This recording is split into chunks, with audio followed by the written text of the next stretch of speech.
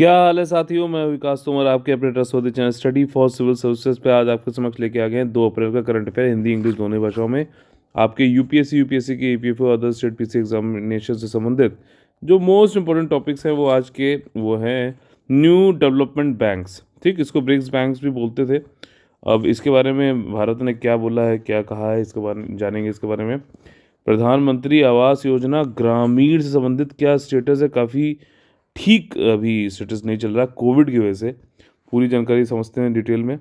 Model code of conduct, ठीक, शिकायत हो गई है मोदी जी के ऊपर, क्यों हुई है, क्या रीज़न है, सब जानेंगे यहाँ पर। एस्टेरॉयड एफोफिस, ठीक, क्षुद्र ग्रह जो है एफोफिस, इससे संबंधित नासा ने बड़ी खुलासा किया हुआ है कि भैया क्या होने वाला है। ठीक, कि धरती से टकराएगा कि नहीं टकराएगा, इसके बारे में बताया है। आपका इन्वेस्टमेंट अपॉर्चुनिटीज़ इंडिया में के हेल्थ सेक्टर में जो है काफ़ी ज़्यादा है। नीति आयोग की रिपोर्ट है, ठीक, कहाँ कहाँ है, किस हिसाब से बढ़ रहा है, क्या है, सारी चीज़ जानेंगे। मेंस के हिसाब से बहुत ज़्यादा इंपॉर्टेंट होने वाला है। ठीक, और आज का जो हमारा इम्पॉर्टेंट डे है वो है वर्ल्ड ऑटिज़म अवेयरनेस डे। ठीक, विश्व ऑटिज़म जागरूकता दिवस जो है 2 अप्रैल को होता है। आगे बढ़ने से पहले आप लोग के लिए जेंटल रिमाइंडर है, ईपीएफओ 2020 और यूपीएससी 2021 एक कंप्लीट पेड ग्रुप है। इसमें आपको टेस्ट सीरीज कंप्लीट मिल जाती है, स्टडी मटेरियल पूरा और 1-to-1 गाइडेंस मिलता है। अगर आप लोग को ज्वाइन करना है तो 8564880530 और 9696066089 पे कॉल करके आप लोग एडमिशन ले सकते हैं। देखिए, न्यू डेवलपमेंट बैंक जो है, अब हमारी जो निर्मला सीतारमन जी जो है वित्तीय और कॉर्पोरेट मामलों की मंत्री, उन्होंने कहा है कि आग्रह किया है न्यू डेवलपमेंट बैंक से कि वे बुनियादी ढांचे के लिए भारत में नए विकास वित्त पोषण संस्थान यानी कि डेवलपमेंट फाइनेंसिंग इंस्टीट्यूशन की बात हुई है ना अभी, जो नया बनाया गया है इंफ्रास्ट्रक्चर के लिए, तो उसके साथ में अच्छे से काम करें और इसको मतलब फंडिंग वंडिंग करें इसके। ठीक, ये इन्होंने अभी निर्मला सीतारमन जी ने कहा है। ठीक, और इन्होंने कहा है कि क्विक रिस्पॉन्स देना चाहिए तुरंत, जो हमने मतलब पैंडेमिक से निपटने के लिए कार्य किया है, ठीक, वैक्सीनेशन बनाने के लिए कार्य किया है। तो हम चाहते हैं कि एनडीबी जी कि आप जो है हमें पैसा वैसा बढ़िया से दे ताकि हम लोग वी शेप रिकवरी कर सकें। अब देखो, वी शेप रिकवरी का क्या मतलब है कि आपकी जो इकोनॉमी चल रही थी एकदम से नीचे गिर गई और फिर अब एकदम से अगर आप उठा दो तो ये वी शेप्ड होगी ना, इसी को ही बोला जा रहा है कि वी शेप्ड। अगर जैसे ऐसे गिरती और फिर ये ऐसे ही रहती, फिर ये ऐसे उठती तो ये यू शेप्ड हो जाती। तो इस तरीके से मैंने पहले ये कराया है कि कितने तरीके से जो है किस किस शेप की जो है इकोनॉमी होती है। और हो सकता है यूपीएससी इस बार पूछे भी कि बताइए के शेप्ड का रिकवरी का क्या मतलब है या फिर वी शेप्ड रिकवरी का क्या मतलब है। ठीक, तो इसको उसको जो है रिवाइज करते रहिए, जो मैं आपको पढ़ाता जा रहा हूँ। रिवीजन भी बहुत ज़रूरी है। ठीक, पढ़ने से ज़्यादा मैं तो कहता हूँ रिवीजन ज़रूरी है। एनडीबी जो है इसने इंडिया में 18 प्रोजेक्ट लगा रखे हैं और एक इमरजेंसी वाला लोन भी देता है। ये $2 बिलियन का, $2 बिलियन। ठीक, और इसमें जो है आपका हेल्थ सपोर्ट करेगा स्पेंडिंग पे इकोनॉमिक रिकवरी के लिए, आप जो कि कोविड-19 के बाद हो रहा है। इकोनॉमी रिकवरी कराना है, कुछ हेल्थ से संबंधित जो है खर्चे होने हैं, उसके लिए इमरजेंसी लोन भी दिया है 2 बिलियन का। 1 बिलियन में कितने डॉलर होंगे भारत उसमें? 100। ठीक, 100 मिलियन। और इसमें देखो, इसमें अगर आप इसको 72 से कर लो तो 7200 जो है करोड़ रुपया हो गया। 7200 करोड़ रुपए, ठीक है, इंटू 2 कर लो आप। तो ये काफ़ी ज़्यादा बड़ा अमाउंट का पैसा है हमारे पास जो एनडीबी के द्वारा दिया गया है। 18 प्रोजेक्ट पे तो दिया ही है, इसमें से एक इमरजेंसी जो लोन है कोविड से संबंधित रिकवरी के लिए और जो है उससे हेल्थ में खर्चे के लिए, वो 2 बिलियन वाला है। ठीक, ध्यान रखना इसको। एनडीबी जो है पहले इसको ब्रिक्स बैंक्स भी बोला जाता था। आपका ब्रिक जो है मालूम है आपको, Brazil, Russia, India, China, south Africa ने मिलके जो है ब्रिक्स स्टेट बोला जाता है। और इसका आइडिया भारत ने ही रखा था, ब्रिक्स बैंक का।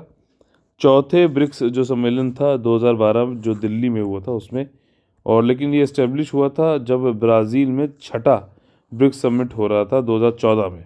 ठीक, फोर्टलेजा डिक्लेरेशन भी ब्रिक्स से ही संबंधित है, ध्यान रखना।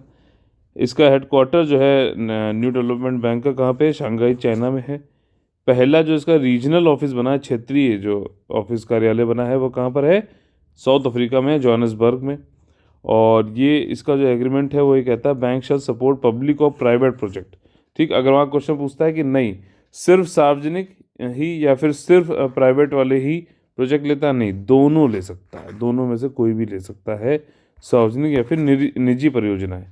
ठीक, देखिए ऐसे ही पढ़ते हो आप, लेकिन इसमें ये चीज़ें ध्यान रखा करो कि कहाँ से क्वेश्चन बन सकता है, और पढ़ते समय क्वेश्चन खूब बनाओ मेरे भाई, ताकि आप वहाँ पे सरप्राइज ना हो, अरे ये भी बन सकता था क्या, नहीं क्वेश्चन पर आपको पढ़ते समय ही क्वेश्चन दिमाग में आपके बनने चाहिए। ठीक, थ्रू लोन्स, गारंटी, इक्विटी, ठीक है ना, इसके जरिए जो है चाहे प्राइवेट हो चाहे पब्लिक हो प्रोजेक्ट, उसमें आप जो है एनडीबी पैसा दे सकती है। ठीक, एनडीबी जो है कॉपरेट करेगी इंटरनेशनल ऑर्गेनाइजेशन के साथ में और अदर फाइनेंशियल इकाइयाँ जो हैं, और प्रोवाइड करेगी टेक्निकल असिस्टेंस भी for the projects to be supported by the bank. अब देखो बैंक के साथ में ये है कि कुछ अगर पैसा दे रही है तो वो टेक्निकल असिस्टेंस भी देना चाहेगी, ताकि जो है पैसा जाए तो वो सही जगह जाए, वापस भी आए, ये वाली बात है। ठीक, तो ये हमारी हो गई एनडीबी से संबंधित न्यूज़ कवर। अगला जो हमारा न्यूज़ है वो है प्रधानमंत्री आवास योजना ग्रामीण। इसी तरीके से प्रधानमंत्री आवास योजना शहरी भी है, अर्बन। ठीक, अभी देखिए काफ़ी क्या हो रहा है कि 2020-21 में, यानी कि पिछले साल अगर देखा जाए तो जो भी सैंक्शन हुए थे प्रधानमंत्री ग्रामीण आवास योजना में, वो उसमें सिर्फ 6% जो है, 6% से भी कम जो है वो आपके अभी कंप्लीट हो पाए हैं। ठीक, कोविड-19 के वजह से। और कुछ स्टेट जो है उड़ीसा, झारखंड, वहाँ पे जो है एम्प्लॉयमेंट अपॉर्चुनिटी, रोजगार को बढ़ावा देने के लिए, किसके लिए, माइग्रेंट वर्कर्स के लिए, जो कि कोविड-19 की वजह से वापस आ गए थे, तो उनके लिए एक सहारा भी है कि ये जो है हाउसिंग बनते हैं तो उसमें उनको लेबर का काम और ये सब मिलता है, तो रोज़गार मिलता है। तो कमेटी एक है, समिति की रिपोर्ट अभी आई है, और इसमें देखिए इन्होंने कहा है कि with a little over two, अच्छा 2022 तक जो है हमें कंप्लीट करना है प्रधानमंत्री आवास योजना ग्रामीण के अंतर्गत, और हमारा इसमें स्लोगन है हाउसिंग फॉर ऑल, मतलब सबके लिए घर। ठीक, और लेकिन इसमें अभी क्या है, ओनली कंप्लीटेड 55% ही कंप्लीट हो पाया है कंस्ट्रक्शन का टारगेट। ठीक है, हमने हाउसिंग फॉर ऑल के लिए 2022 तक हमें कंप्लीट करना है, लेकिन जो भी मतलब टारगेट बनाया है उसका अभी तक 55% ही हो पाया है, और हमने देखा जाए तो पैसे का जो है आवंटन कर दिया है, सैंक्शन कर दिया है 85% तक, ये रिपोर्ट कह रही है कमेटी की। ठीक, और 2.28 करोड़ हाउसेस हमें बिल्ड करने हैं ग्रामीण योजना के अंतर्गत। ध्यान रखना ये फिगर इंपॉर्टेंट है, जो स्टेट पीसी एग्जामिनेशन उसमें तो डायरेक्ट ही पूछ सकता है। तो इस मतलब 2.28 करोड़ हाउसेस हमें बनाने हैं ग्रामीण क्षेत्रों में, ठीक, जो पुअर रहते हैं उनके लिए, लेकिन अभी 1.27 करोड़ ही कंप्लीट कर पाए हैं। ये आपका 28 जनवरी 2021 तक का डेटा है। ठीक, मैं आपका मंत्रालय का टारगेट ये है कि इस साल जो है उन्होंने सैंक्शन करने थे किए थे 63 लाख हाउस, जिसमें से ओनली जो है आपका 34 लाख ही सैंक्शन हो पाए एक्चुअली में, और 1.9 लाख ही जो है वो रीच हो पाए कंप्लीशन के लिए। ठीक, 63 का लक्ष्य था, 34 जो है सैंक्शन कर पाए, और करीबन 2 लाख जो है कंप्लीट हो पाए हैं जनवरी के एंड तक 2021 के। ठीक, according data provided by the ministry इन 2019 में जो डेटा दिया गया है उसमें देखा गया है कि भैया 114 दिन करीबन लगते हैं। ठीक, 4 महीने के आसपास जो है लगते हैं एक हाउस को बिल्ड करने के लिए। ठीक, लेकिन ये चीज़, ये जो है, ये जो दिन है, ये जो 114 दिन, अब इसमें काफ़ी जो है विलंबता आती है, कि जब से पैंडमिक आया, कोरोना आया, कई सारे ट्रांसपोर्ट और सब देखिए अब बंद था ना, और जो है लेबर भी यहाँ जहाँ है वहाँ से चली गई, बहुत सारी प्रॉब्लम हो रही है। तो और ए नंबर ऑफ अदर स्टेट जैसे आसाम, यहाँ तो बहुत ही बुरा हाल है, आसाम, छत्तीसगढ़, कर्नाटका, यहाँ पे तो एक भी construction, not even a single house sanction during the year, मतलब ये जो भी सैंक्शन हुए था उसमें कोई भी नहीं कंप्लीट हो पाया। काफ़ी अलग क्या कह सकते हैं कि बहुत ही दयनीय स्थिति है। आपका प्रधानमंत्री आवास योजना ग्रामीण जो है 2016 में लॉन्च किया गया अप्रैल में, और इसमें यह है कि पक्का घर प्रोवाइड किया जाएगा, जिसमें सारी जो मूलभूत जो एमिनिटीज़ हैं, बुनियादी सुविधाएं, वो प्रदान करी जाएंगी। और इसमें जो है टू ऑल रूरल फैमिलीज़, सभी रूरल फैमिलीज़ जो कि होमलेस हैं या फिर कच्चे या फिर ख़राब घर में रह रहे हैं। कब तक देना है? मार्च 2022 तक, ये जरूरी है जानना। मार्च 2022 तक बोला है, तो मतलब क्या हो गया 31 मार्च। ठीक, इसको ध्यान रखना। और जो कॉस्ट है यूनिट असिस्टेंस की, वो सेंट्रल और स्टेट गवर्नमेंट दोनों लोग शेयर करते हैं। अगर मैदानी क्षेत्र में है तो 60 से 40, 60 जो है सेंट्रल गवर्नमेंट देगी, 40% जो है स्टेट गवर्नमेंट देगी। वहीं अगर उत्तर पूर्वी या फिर जो है पहाड़ी इलाका है तो सेंट्रल गवर्नमेंट जो है 90 और स्टेट गवर्नमेंट जो है 10% देती है। इस टाइप की स्कीम्स को क्या बोलते हैं? सेंट्रल स्पॉन्सर्ड स्कीम बोलते हैं। अगर सेंट्रल सेक्टर स्कीम होता तो क्या होता? 100% जो है सेंट्रल गवर्नमेंट के द्वारा जो है वित्त पोषित होता। साथ ही साथ देखिए एक एक्स्ट्रा फैक्ट यहाँ पर यह है कि हमने प्रधानमंत्री आवास योजना ग्रामीण की तो बात करी, हम बात यहाँ पे कर रहे हैं अब जो एक्स्ट्रा फैक्ट है वो अर्बन से संबंधित, यानी शहरी क्षेत्र से संबंधित। यहाँ पे देखिए 25 जून 2015 को हुआ, तो यानी पहले कौन सी योजना आई? अर्बन वाली आई, 25 जून 2015 को चालू हुआ। और इसमें भी यही था कि हाउसिंग फॉर ऑल करना है 2022 तक सबको, जो भी रूरल पुअर हैं या फिर इनके पास मकान नहीं, उनको सबको जो है मकान मिलना चाहिए। ठीक, बहुत जरूरी चीज़ है, रोटी कपड़ा और मकान जो है बेसिक एमिनिटीज़ होना चाहिए। वेलफेयर स्टेट का ये कॉन्सेप्ट है। वेलफेयर स्टेट जो है डीपीएसपी में हमारे कहाँ कौन से आर्टिकल में दे रखा है? आर्टिकल नंबर 38 में। गवर्नेंस किस में दे रखा है? आर्टिकल नंबर 37 में। ठीक, तो ये सारी चीज़ें बिल्कुल आपके फिंगर टिप्स पे। इसको देखो, कई लोग पूछते हैं सर कौन से आर्टिकल्स रट रहे हैं। अरे यार, ये पढ़ते चलो, उसको लिंक करते चलो, अपने आप याद हो जाता है। ठीक, कोई भी चीज़ रटी नहीं आ सकती, मल्टीपल रिवीजन उसको करना पड़ेगा। ठीक है, देखो मॉडल कोड ऑफ कंडक्ट जो है, अभी क्या हुआ है, मोदी जी के ऊपर जो है तृणमूल कांग्रेस वालों ने ये आरोप लगाया है कि उन्होंने हालिया बांग्लादेश द्वारा आदर्श आचार संहिता का उल्लंघन किया है। भाई भाई, अब देखो बांग्लादेश का जो है 50th जो है उनकी वो था जब वो बना है, नया कंट्री बना है 1971 से संबंधित। तो ये था। और दूसरा ये था कि वहाँ पे जो वहाँ शेख मुजीबुर रहमान थे, जिनको जो ये कहा भी जाता है फादर ऑफ द नेशन है बांग्लादेश के, उनका भी बर्थ कुछ ईयर था। ठीक है, और साथ ही साथ वहाँ के जो प्राइम मिनिस्टर हैं शेख हसीना जी, उन्होंने बुलाया भी था। अब ये सब हो रहा था तो मोदी जी वहाँ चले गए, तो इसमें आचार संहिता का कौन सा उल्लंघन हो गया?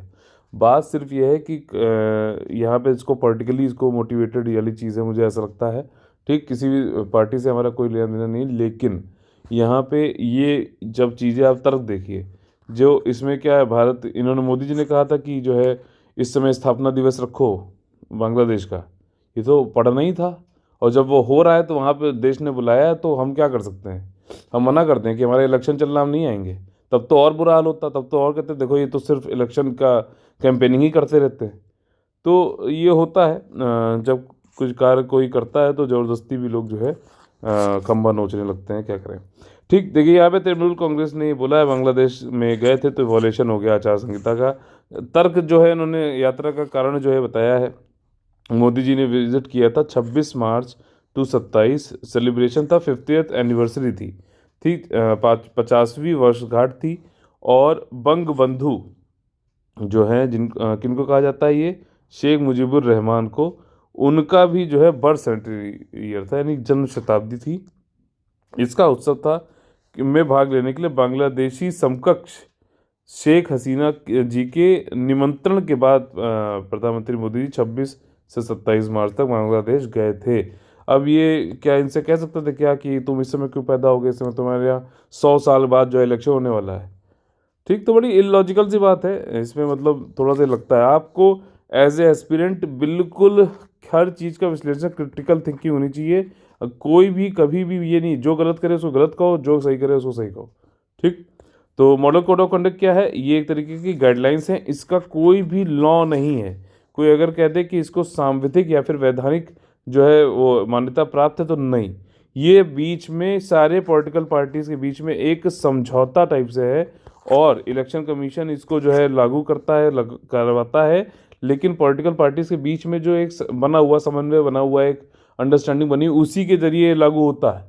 ठीक, लॉ नहीं है फिर भी लागू हो जाता है। कई लोग एथिक्स में ये क्वेश्चन दे रखा है कि law as a guidance for ethics, तो वहाँ पे आप ये भी दे सकते हो एग्जांपल कि एमसीसी का, ठीक, आदर्श आचार संहिता का, कि देखिए लॉ नहीं भी है फिर भी अच्छे से फॉलो होता है। ठीक है, तो ये वाली चीज़ है। देखिए एमसीसी जो है गाइडलाइंस है जो इलेक्शन कमीशन लागू करता है, इशू करता है। और ये जब शेड्यूल आता है तब से जब तक जो है आपका रिजल्ट नहीं आ जाएगा चुनाव का, तब तक ये लगातार लगा रहता है।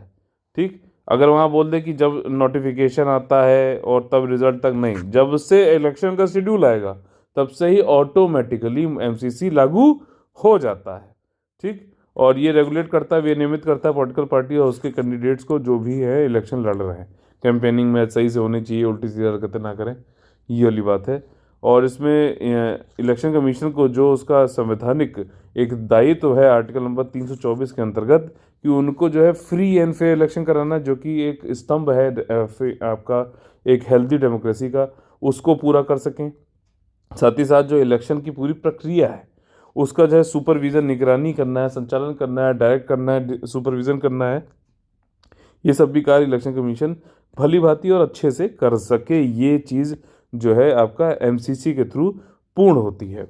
एमसीसी ऑपरेशन इलेक्शन शेड्यूल के साथ में जब तक रिजल्ट आता है तब तक होता है, जैसे मैंने आपको बताया।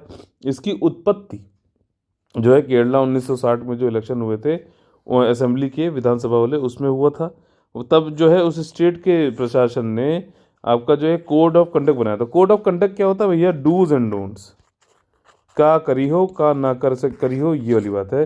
क्या आप कर सकते हैं और क्या आपको नहीं करना चाहिए, इसकी एक लिस्ट दे दी गई। ठीक, तो इसी को ये मॉडल कोड ऑफ कंडक्ट कहा जाता है। लोकसभा के इलेक्शन 1962 में इलेक्शन कमीशन ऑफ इंडिया ने code to all recognised parties, अब देखो एक चीज़ है यहाँ पर, रिकॉग्नाइज्ड यानी मान्यता प्राप्त राजनीतिक दलों को के बीच में जो है कोड एक लगाया था। ठीक, recognised party and state governments. अब देखो जो भी इलेक्शन कमीशन में आएगा चुनाव लड़ने, उसको रजिस्टर तो कराना पड़ेगा। ठीक, जो नहीं कराते वो कौन क्या कहलाते हैं? निर्दलीय यानी कि इंडिपेंडेंट कैंडिडेट्स कहलाते हैं। वो किसी पार्टी से संबंधित नहीं होते हैं, लेकिन जो भी पार्टी आएगी पॉलिटिकल पार्टी वो रजिस्टर कराएगी इलेक्शन कमीशन के साथ में। ठीक, लेकिन उसमें से मान्यता प्राप्त वाली कौन सी होती है? जिनको नेशनल जो है पॉलिटिकल पार्टी या फिर स्टेट पॉलिटिकल पार्टी का मान्यता मिलती है। ठीक, ये वाला आप लोग को जो है यार रिवाइज करना पड़ेगा, ये होमवर्क है आप लोगों का। अच्छा, इनको जो मान्यता मिल जाती है तो इनको कई सारे जो है एडवांटेजेस होते हैं, जैसे इनको फ्री एयर टाइम मिलता है, टीवी पे रेडियो पे इनको जो है कुछ एक टाइम मिलेगा, ये अपनी पार्टी का जो है वो कर सकते हैं, आपका जो है प्रचार वो कर सकते हैं। दूसरा इसमें ये है कि ये लोग इन लोग को एक अपना एक सिंबल मिलता है। ठीक है, जैसे लोटस है आपका, जैसे कि हाथी है आपका बीएसपी का। ठीक है, और तो ये एक सिंबल मिलेगा अलग से, इनका नाम सबसे ऊपर रहेगा, जो भी मतलब बैलेट वो होता है आपका ईवीएम में ऊपर नाम रहेगा।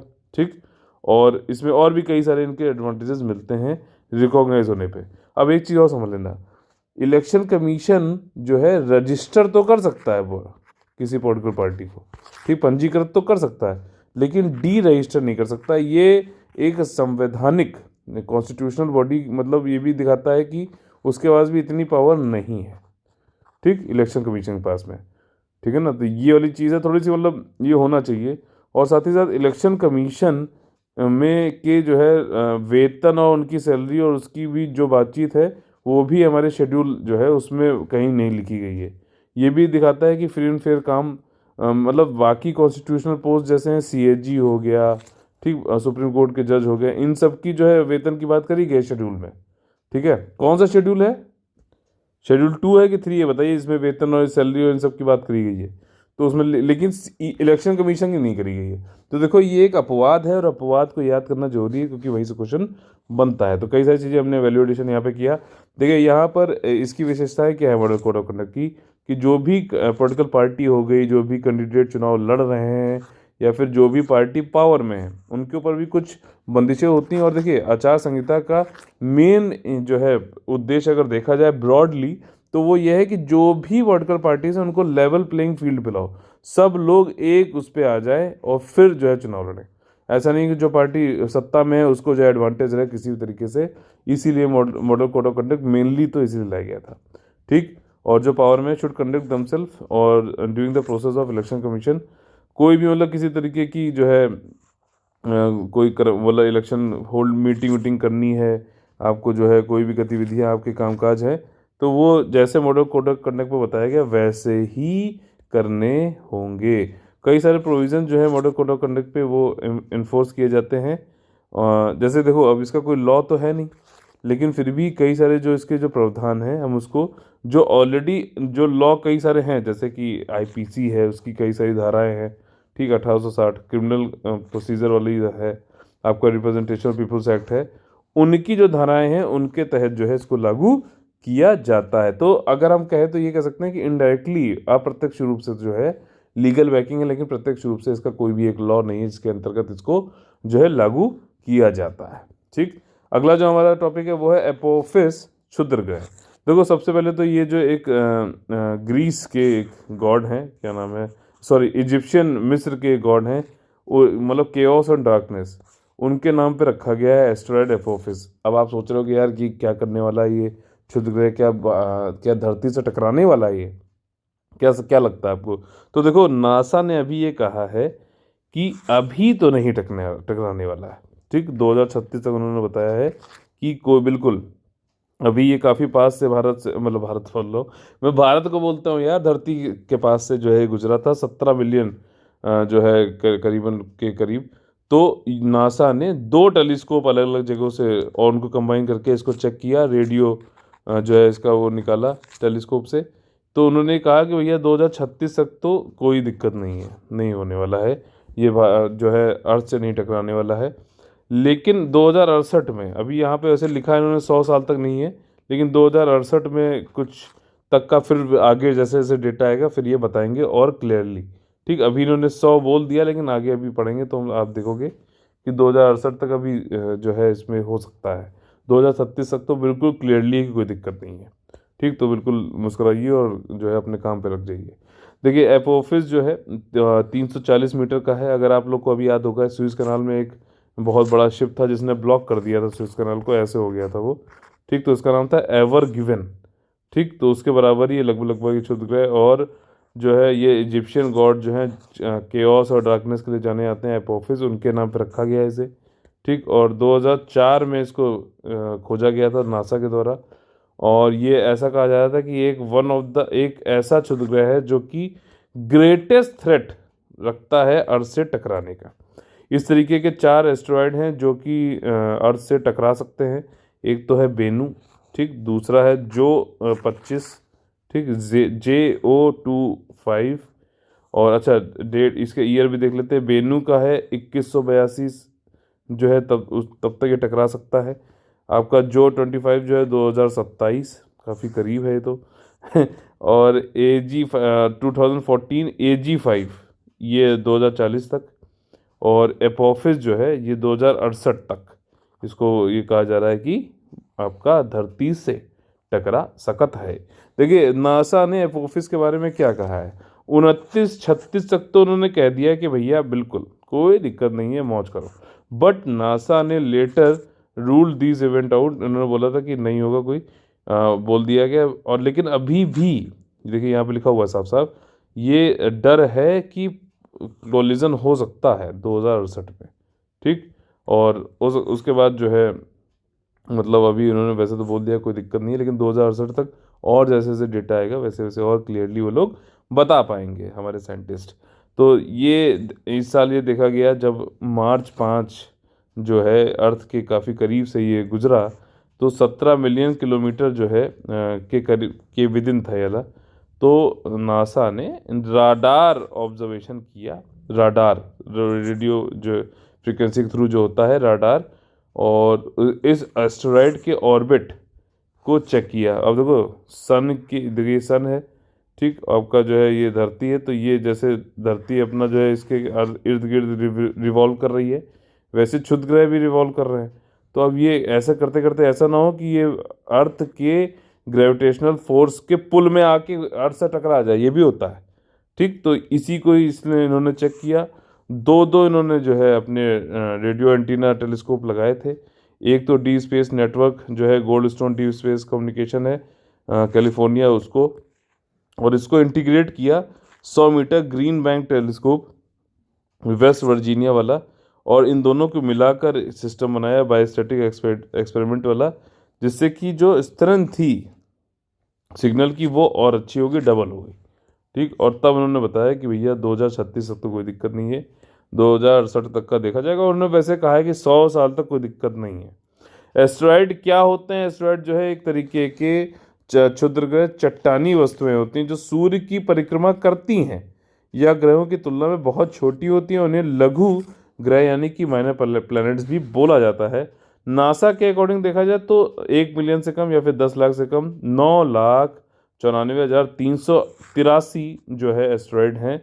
और ये एक तरीके के जो सोलर सिस्टम हमारा है, सौर मंडल जो है, उसका एक रेमिनेंट है। जब वो 4.6 बिलियन ईयर्स जब पहले फॉर्म हुआ तो उस समय कई सारे जो है प्लैनेट छोटे छोटे जो रह गए टुकड़े, वो एस्टेरॉयड कहलाए। तो ठीक है, अब देखिए मीटेओर क्या होता है, ये मैंने आप लोगों को पहले पढ़ा चुका हूँ, आज रिवाइज करना है आप लोग को, इसलिए रिमाइंड करा रहा हूँ। मीटेओर क्या होता है, मीटेरॉइड क्या होता है, ठीक, मीटेराइट, मीटेरॉइड, ये सारी क्या चीज़ें हैं। कॉमेट क्या होता है, ये सब मैं आप लोग करा चुका हूँ, और इस पे जो है वो भी कराया। जिन लोगों ने नहीं किया है पहले, वो लोग इसको एक बार फिर से देख लीजिएगा। ठीक है, एस्टेरॉयड को, क्षुद्र ग्रहों को 3 वर्गों में विभाजित किया गया है। पहला वो है कि ये जो आपका जो मार्स और जुपिटर के बीच में है, जैसे मरकरी, वीनस, अर्थ, मार्स, फिर इसके बाद एक एस्टेरॉयड की बेल्ट आ जाएगी, फिर आपका जुपिटर है। तो ये जो बेल्ट आती है, इसमें जो आते हैं एस्टेरॉयड, इनको मेन बोला जाता है, और इसमें करीबन 1 से 2 मिलियन एस्टेरॉयड हैं। दूसरा ग्रुप जो है वो ट्रोजन कहलाता है। ये एस्टेरॉयड जो है किसी लार्जर प्लैनेट के ऑर्बिट में को शेयर करता है, ठीक है ना। अब जैसे जुपिटर है, जुपिटर का एक अपना ऑर्बिट है ना, तो इसी ऑर्बिट में ये भी जुड़ा हुआ है, ये भी एस्टेरॉयड भी घूम रहा है, समझ रहे हो। तो इसको ट्रोजन बोला जाता है। समझ में आ रही बात, इसको ट्रोजन बोला जाएगा। और थर्ड जो है इसमें क्लासिफिकेशन है, इसको नियर अर्थ एस्टेरॉयड भी बोला जाता है।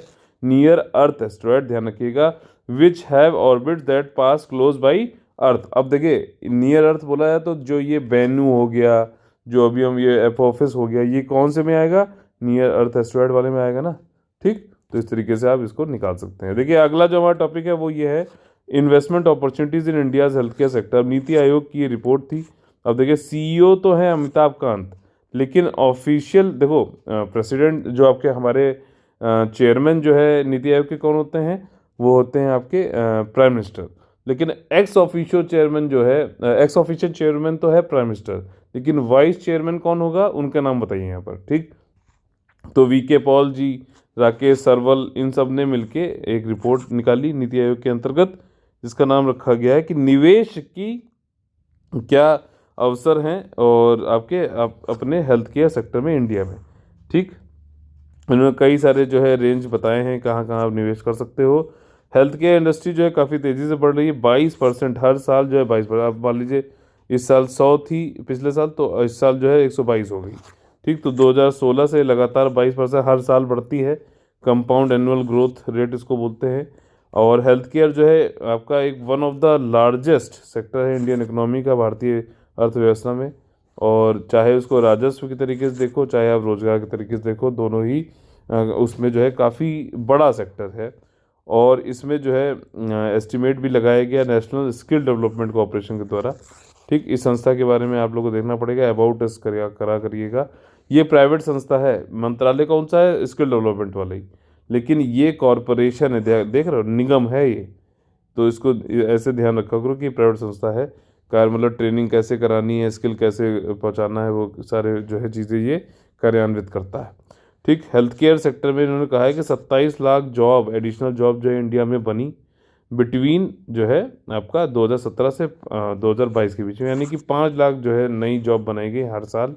और कंट्री का हेल्थ केयर इंडस्ट्री जो है काफ़ी तेज़ी से बढ़ रहा है, और ये 2022 तक $372 बिलियन हो जाएगा, ठीक। और करंट मार्केट साइज जो है फार्मास्यूटिकल्स का वो $41 है, बिलियन है। ये $130 बिलियन हो जाएगा 2030 तक। ये सब फैक्ट्स हैं, ये ध्यान रखना, मेंस में काफ़ी इंपॉर्टेंस रखते हैं। बायोटेक्नोलॉजी का जो मार्केट है भारत में, अभी तो ये 30% है, एवरेज ग्रोथ रेट जो है इसकी 30% है हर साल, और ये $100 बिलियन तक पहुंचने की बात है 2025 तक। सिग्निफिकेंस क्या है हॉस्पिटल इंडस्ट्री का, क्या महत्व है, ठीक। ये एक ह्यूज डिमांड अभी जो है, चाहे वैश्विक रूप से देखो, चाहे डोमेस्टिक इन्वेस्टर्स के रूप से देखो, काफ़ी ज़्यादा डिमांड है हेल्थ केयर सेक्टर में। लोग जो है पैसा काफ़ी ज़्यादा निवेश कर रहे हैं और करना चाहते भी हैं। गवर्नमेंट का प्लान है कि हम जो है अपना बजटरी एलोकेशन, जो हमारी अर्थव्यवस्था, जो सकल घरेलू उत्पाद है हमारा, जो भी जीडीपी, ग्रॉस डोमेस्टिक प्रोडक्ट है, उसका पब्लिक हेल्थ स्पेंडिंग, ठीक, सार्वजनिक रूप से जो स्वास्थ्य पे जो हम स्पेंडिंग करें वो 2.5% होना चाहिए कंट्री के जीडीपी का। और इस लक्ष्य को हमें प्राप्त करना है कब तक? 2025 तक। कल हम लोगों ने पढ़ा भी था, एनके सिंह जी ने जो है किस पे जो है अपनी बात भी रखी थी, याद है ना? रिवाइज करते चलिए प्लीज़। तो और इसके बाद जो है ट्रेमेंडस डिमांड जो है ज़्यादातर कहाँ पर है? टर्शरी केयर हॉस्पिटल में है। टर्शरी केयर हॉस्पिटल में देखिए, एक तो ये हो गया प्राइमरी हेल्थ केयर होता है, फिर उसके बाद जो है कम्युनिटी हेल्थ केयर होता है, फिर उसके बाद जैसे बढ़ोगे सेकेंडरी हेल्थ केयर हो गया, फिर उसका टर्शरी। टर्शरी थोड़ा सा इस अच्छी टेक्नोलॉजी बढ़िया वाले जो होते हैं, इसमें बड़े बड़े डिजीजेज जो है उनका भी इलाज आसानी से हो पाता है, ठीक। तो जैसे आयुष्मान भारत जो है योजना जो है हेल्थ इंश्योरेंस वाली, जिसमें 5 लाख रुपए मिलता है 10.74 करोड़ हाउस होल्ड को, वो सेकेंडरी एंड टर्शरी के लिए है। प्राइमरी के लिए वहाँ पे क्या है? हेल्थ एंड वेलनेस सेंटर है, ठीक। ऐसे फिंगर टिप्स पे आप लोग को बार बार पढ़ेंगे तो याद हो जाएगा। इंडिया के हॉस्पिटल बेड डेंसिटी जो है बहुत ही कम है। पूरे दुनिया में हर 1,000 लोगों पर 3 जो है हॉस्पिटल बेड होते हैं, ये ग्लोबल एवरेज है। भारत में इसका जो है आधे से भी कम है, यानी कि 1.5 से भी कम है औसत भारत में हॉस्पिटल बेड डेंसिटी हर 1,000 पीपल पे। तो ये मतलब ये दर्शाता है कि भारत में अभी जो है कम से कम 2.2 मिलियन बेड्स, ठीक, यानी 22 लाख बेड जो है हमें रिक्वायर होंगे एक्स्ट्रा, एक्स्ट्रा मतलब नेक्स्ट 15 ईयर्स में। तो एक निवेश मतलब काफ़ी ज़्यादा अभी जो है इसमें जो है ज़रूरत है हेल्थ केयर में निवेश करने का। डिमांड भी काफ़ी ज़्यादा है तो निवेश के जो है अवसर भी ज़्यादा है, ठीक। हेल्थ केयर ने जो है has become one of the largest sector of Indian economy in terms of both revenue and employment. ये फिर से रिपीट हुआ है। देखिए हम पहुंच गए अपने फेवरेट सेक्शन में, जिसका नाम है कौन बनेगा आईएएस से। इसमें हमसे पढ़ते ही नहीं, पढ़ के ये भी समझते हैं किस तरीके से एग्जाम में एलिमिनेशन मेथड और अपना जो है कैसे क्वेश्चन को अटेम्प्ट करना चाहिए। देखिए सरस्वती सम्मान से संबंधित जो है कौन से स्टेटमेंट सही है, यहाँ पूछा गया। सरस्वती सम्मान के तहत 15 लाख रुपए, एक प्रशस्ति पत्र और एक पट्टिका प्रदान की जाती है, ठीक। ये बात है, क्या ये सही लग रही है आपके नॉलेज के अनुसार? तो सही, नहीं तो गलत रखिए। ट्रू पूछा गया, इसके अनुसार आंसर करना है, ये ध्यान रखिएगा। ये स्टार्ट किया गया था के बिरला फाउंडेशन जी के द्वारा 1991 में। क्या ये सही है? ठीक। अगर मान लो ये लग गया कि हाँ यार ये तो सही है, तो आप ये तो कहोगे यार अच्छा टू किस में है, तो कहोगे बी में भी है, सी में भी है, ठीक है। तो ऐसे आप लगा सकते हो। फिर तीसरा है कि चेतन भगत, तो देखो इन दो में है, ये दोनों आपको ये हो गया कि ये दोनों नहीं है। तो चेतन भगत जो है इनको मिला है सरस्वती सम्मान 2020 के लिए। तो देखिए ये आपको पता है कि यार ये नहीं है, ठीक, चेतन भगत तो नहीं है। तो थर्ड वाला आपका गलत हो गया। तो आपका ये है कि 1 और 2 जो है सही हो जाएगा, सी आंसर होगा, ठीक। शरण कुमार लिम्बाले जी जो हैं, इनको मिला है 2020 के लिए सनातन बुक इन्होंने लिखी है उससे संबंधित, और ये मराठी राइटर है, ठीक है। इस तरीके से एलिमिनेशन मेथड का यूज़ करना ही पड़ेगा, चाहे जितने बड़े बड़े आपने कितना भी पढ़ रखा हो। बिल्कुल वन वाला होता अगर क्वेश्चन है, वन वर्ड वाला, ऑप्शन वाला, तब तो फिर आपको पता है या फिर नहीं पता है, लेकिन इस टाइप में आपको जो है निकालना पड़ेगा। आप इस वाले मेथड से जो है आसानी से क्वेश्चन कर सकते हैं और करना भी पड़ेगा, मैं कह रहा हूँ। तो उसकी अभी से प्रैक्टिस करते चलो। साबरमती रिवर से संबंधित जो है कौन से स्टेटमेंट गलत है, इनको यहाँ पे पूछा गया, गलत है पूछा गया है। या नर्मदा और ताप्ती के साथ बहने वाली पश्चिमी नदी में से एक है, मतलब पश्चिम की तरफ बहती है ये। तो जैसे नर्मदा और ताप्ती रिवर बहती है, तो उसी तरीके से साबरमती बहती है। तो क्या स्टेटमेंट सही है? बिल्कुल सही है। आपका जो ये कहाँ से उद्गमित होती है? अरावली हिल्स के Tepur village, Udaipur district of state of Rajasthan जो है वहाँ से ये उद्गमित होती है। तो ये क्या स्टेटमेंट सही है? बिल्कुल सही है। और अगला जो है इसमें बोला जा रहा है कि सूरत सिटी ये लोकेटेड है बैंक ऑफ दिस रिवर। तो साबरमती पर देखिए तीसरा स्टेटमेंट जो है वो गलत है और गलत ही पूछा गया है, इसलिए हमें सी ऑप्शन यहाँ पे होगा। सूरत सिटी जो है वो ताप्ती रिवर पे है, उकाई रिजर्वायर के आसपास है, आप लोगों ने पढ़ा होगा इसके बारे में। और सूरत सिटी वो सिटी है जहाँ पे प्लेग होता था, प्लेग से छुटकारा मिला, काफ़ी गंदगी पहले होती थी, अब काफ़ी साफ़ हो गया है। यहाँ पे टेक्सटाइल का बहुत ज़्यादा काम होता है, ठीक, जो भी है। लेकिन साबरमती के अभी आप लोगों ने एक देखा भी होगा, एक जो है मुस्लिम महिला ने कूद के वहाँ पे जान भी दे दी थी अपनी, बहुत ही मुझे बहुत मतलब दुख हुआ था वाला देख के। इतना कैसे कोई जानवर टाइप से हो सकता है कि कोई आखिरी वीडियो बना रहा है और कह रहा है ये तब पूछ भी रहा है कि मैं जा रही हूँ कि अब मतलब नहीं ये मैं कूदने जा रही हूँ इसमें जान देने, तो भी सामने वाला कह रहा है कि हाँ जाओ कूद जाओ। मतलब बहुत ही, चलिए जो भी है, खैर। तो जो है अहमदाबाद पड़ता है साबरमती उस पे रिवर पे, ना कि सूरत सिटी। सूरत सिटी किस पे पड़ता है? ताप्ती रिवर पे। ठीक, देखिए यहीं से बताया हुआ है यहाँ पर अहमदाबाद सिटी। और Sabarmati river front development project, आप लोगों ने इसके बारे में सुना होगा, ये वही वाला है।